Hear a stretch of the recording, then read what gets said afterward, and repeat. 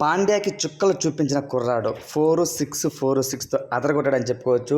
Delhi capitals చిచ్చరపిడుగు open batsmen Australian Aussie player Jake Fraser అద్భుతమైన half సెంచరీతో అదరగొట్టాడని చెప్పుకోవచ్చు. మరొకసారి 15 బంతుల్లోనే కేవలం 15 బంతుల్లోనే హాఫ్ సెంచరీ చేసి తన రికార్డుతో తనే సమన్ చేసుకున్నాడు అనమాట. గతంలో కూడా తను 15 బాల్ హాఫ్ సెంచరీ చేసి మనం చూసామన్నమాట.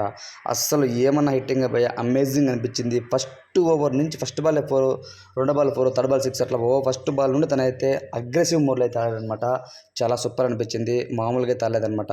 దానికి తోడు రిషబ్ పంత్, దాని తర్వాత అభిషేక్ పోరల్లో మధ్యలో మిడల్లో షై హోప్ కూడా 5 సిక్స్లతో అలరించారనమాట. జాస్ప్రీత్ బుమ్రా బౌలింగ్ కూడా బాగా ఆడాడు.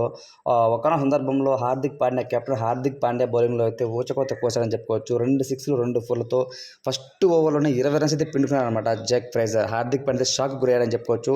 స్టేడియంలో ఉన్న ప్రతి ఒక్కరు కూడా అందరూ అయితే ఆందోళనలో ఉన్నారు. అరే ఏంటి ఇది, ఈసారి ఐపీఎల్ ఈ విధంగా ఆడుతున్నారు, అస్సలు ప్రతి ఒక్కళ్ళు కూడా అలా ఓగగా అయితే ఆడుతున్నారు, చినుకులు చేయగలుగుతున్న విధంగా వాళ్ళ పెర్ఫార్మెన్స్ ఉంటుంది అంటూ అయితే కామెంట్స్ అయితే పెడుతున్నారు. ఒక రకంగా చెప్పాలంటే ఫ్రెండ్స్, ఎప్పుడు లేని విధంగా ఈసారి 200+ దాదాపు 15 సార్లు కొట్టింది అన్ని టీమ్స్ కలిపారంటే అది మామూలు విషయం కాదు. ఒకప్పుడు 170 స్కోర్ 180 స్కోర్ అంటే గుడ్ స్కోర్.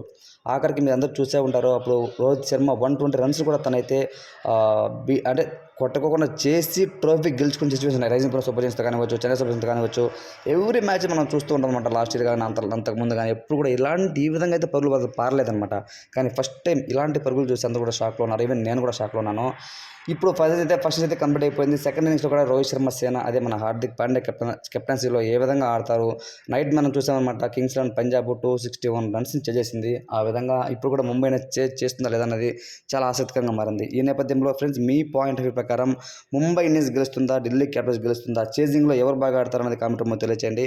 అలానే ఇలాంటి మరిన్ని క్రికెట్ బేస్కొని తప్పకుండా మన ఛానల్ సబ్స్క్రైబ్ చేయండి, సపోర్ట్ చేయండి. Thanks for watching friends.